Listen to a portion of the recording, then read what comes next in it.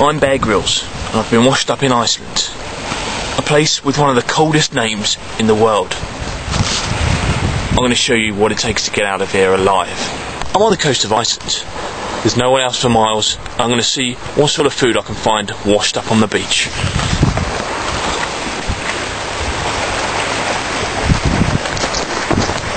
Oh, what have we got here?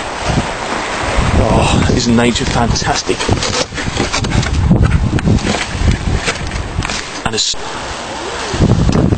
now I've just stumbled across these Bulgarian sea chickens, and if I can only get close enough, I could maybe tie a few together and they could carry me out of here back to my accommodation. Now let's see if I can get close to them. What I'm going to do is to make the native, or the mating call, to try and attract a couple of the females in. And hopefully then I can use my shoelaces and tie them together, and they'll fly me back. Ooh. Ooh. Ooh. Ooh. I think they've seen me coming, but don't worry. There's one that looks a bit slow. I think I can catch him.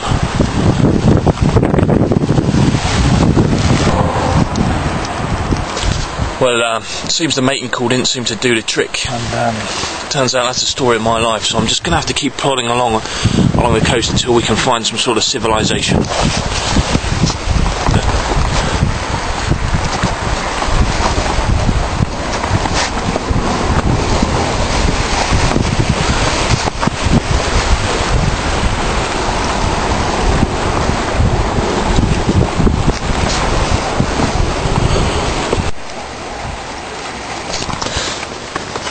Now this seaweed, it's kind of like nature's protein, and it's going to provide me with all the minerals I need. Tastes like sea, with the consistency of seaweed. Okay, let's move. Now these rock pools around here offer an abundance of life food if you know what you're looking for. So let's just have a little look in one of them. You see these little fellas here? That's called a I don't know if you can just, the camera can just pick that up. That's called a snail, and you can eat these. Yeah, they're pretty chewy, but actually taste a little bit like chicken. Let's see what else is around.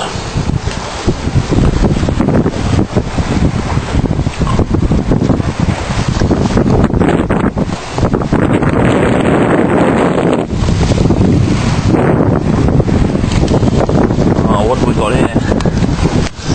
Okay, you can see the little buggers are stuck quite tightly to the rock, but we've actually got a couple of mussels. If I just rip that apart, oh, I think it's just, yeah, look at him. And you can't eat these alive, so what I'm going to have to do is collect a few of them and start a fire. But as you can see, there's not going to be much in the way of firewood, so I might have to set fire to my pants. Look, I've found an Iceland wildcat. Now, as tame as they may look, these things kill on an average of 3 people a year, and that's in Iceland alone. So I'm going to have to be quick.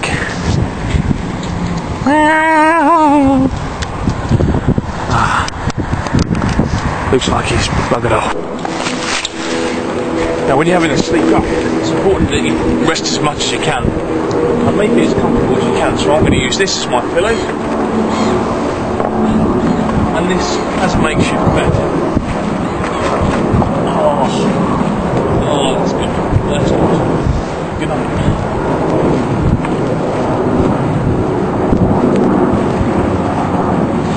Right, I think I've slept enough. Time to move on. If I'm going to get out of here alive, I'm going to need plenty of water, because without it, I'll last only a few minutes. Now, if there's one thing that Iceland's not short of, is ice. And where there's ice, there's water. So just look at this. Beautiful fresh water filtered out by the grass.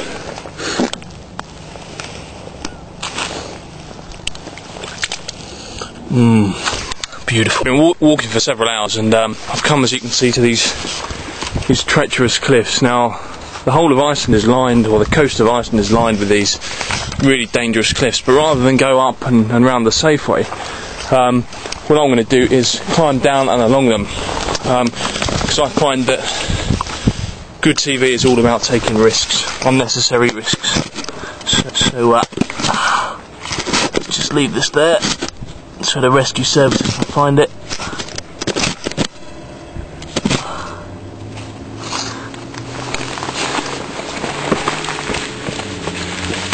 And I'm off.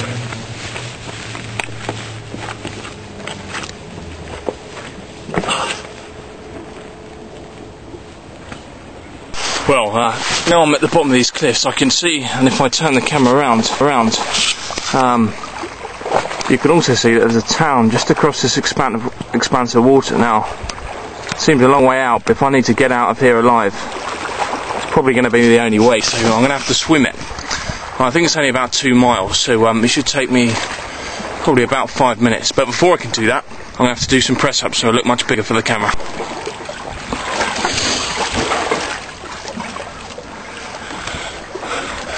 Now, the water around Iceland this time of year is no more than about 3 degrees, so pretty cold.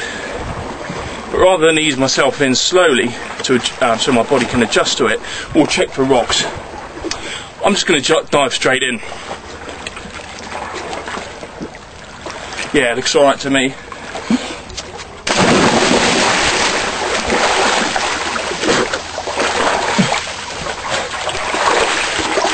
Turns out it's pretty cold.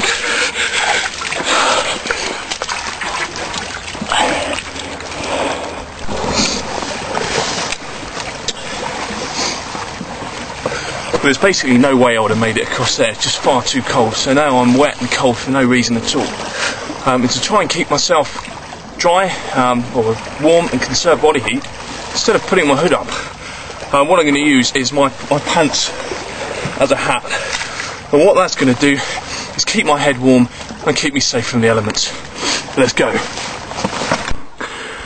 Now, across the bay you can see a rain cloud coming in, and what I need to do before that gets here is make a shelter to try and keep me out of the worst of the rain.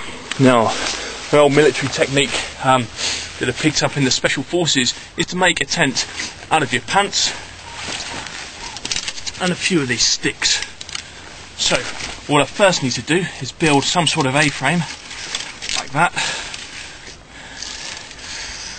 and that's going to support the pants which go over there like that. Now the next thing I need to do is get in under the tent, and as you can see, that's providing quite a comfortable shelter, and I'm also on this grass which is helping to insulate me, so I should be alright when that arrives.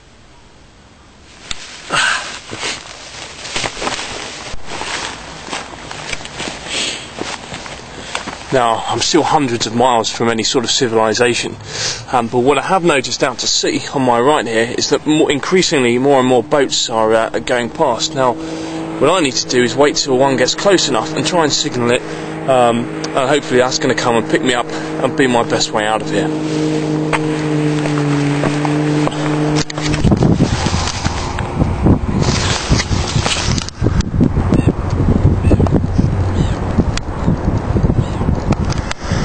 Was just come around the corner. That's going to be my only way out of here. If I can just signal to him and bring him in.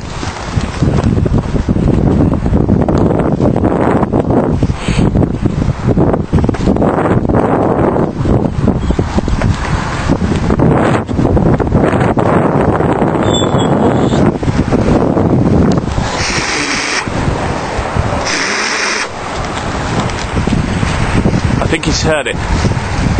Yep, he's turning. He's definitely turning. Well, it looks like I've been lucky this time. The fisherman saw my signal and he's pulled on. So this is my ride out of it. Oh, let's just climb on. Ah, holy bloody.